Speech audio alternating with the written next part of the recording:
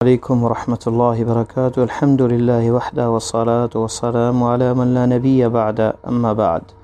معزز سامعین، بہت سے بھائی یہ شکایت کرتے ہیں، نماز پڑھتے ہیں، قرآن پڑھتے ہیں، عبادات میں پیش ہیں، لیکن ان کی دعا قبول نہیں ہوتی۔ ان کے لیے ابن قیم رحمہ اللہ نے کچھ ذکر کیے ہیں حکمتیں جن کی وجہ سے دعا قبول نہیں ہوتی۔ دعا کا قبول نہ ہونا یہ آزمائش ہوتی ہے اور اس کے لیے صبر کی ضرورت ہے۔ جیسا کہ دعا جلدی اگر قبول ہو جائے تو یہ بھی بلا اور آزمائش ہے۔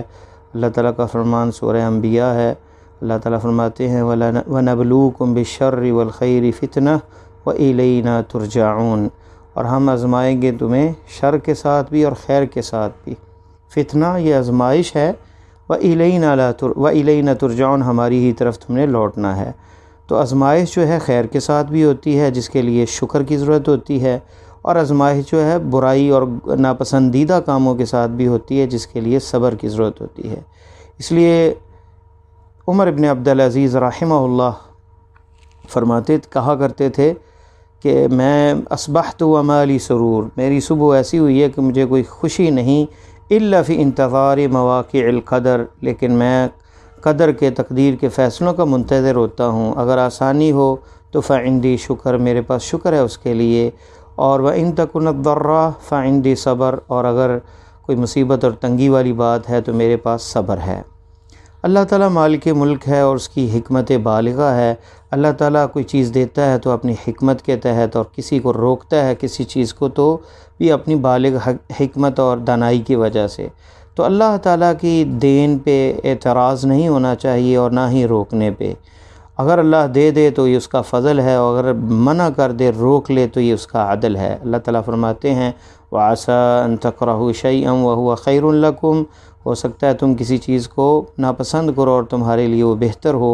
وَعَسَىٰ أَن تُحِبُّوا شَيْئًا وَهُوَ شَرٌ لَكُمْ، اور تم ہو سکتا ہے کسی چیز کو پسند کرو اور تمہارے لیے وہ بری ہو۔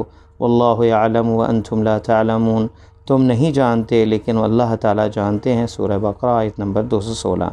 تو اللہ تعالیٰ کا اختیار جو بندے مومن کے لیے ہے وہ خیر ہے اور بہتر ہے اس کے اپنے چناؤ اور اختیار سے، کیونکہ اللہ احکم الحاکمین ہے اور اپنے بندوں پر ارحم الراحمین ہے، سب سے زیادہ رحم کرنے والے ہیں، اور وہ اللہ تعالیٰ زیادہ جانتے ہیں بندے کے مصالح اور بندے کی خیر اور بھلائی کس چیز میں ہے۔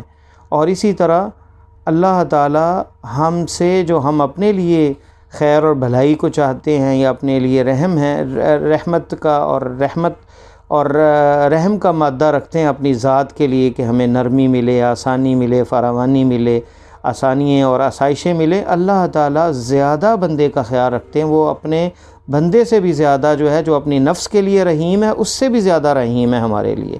اس لیے عسیٰ ان تکرہوا شیئا وہو خیر لکم، ہو سکتا ہے تم کسی چیز کو ناپسند کرو لیکن وہ تمہارے لیے بہتر ہو۔ تو جب بندہ سارے معاملے اللہ کے سپرد کر دے اور یقین کر لے کہ وہی اس کا مالک ہے اور اسی کے ہاتھ میں سب کچھ ہے، اور وہ بندے کے نفس سے بھی زیادہ اس کے اوپر شفیق و رحیم ہے، تو بندے کا دل جو ہے مطمئن ہو جاتا ہے، اور چاہے اس کی حاجت پوری ہو یا نہ ہو، وہ سارے معاملے اللہ کے سپرد کرتا ہے اور اللہ کی تقدیر پہ راضی رہتا ہے، لیکن ساتھ دعا نہیں چھوڑتا، کیونکہ دعا جو ہے اس کا اجر مل کے رہے گا۔ اس پہ انشاءاللہ تعالیٰ اگلی نشست میں بات کریں گے۔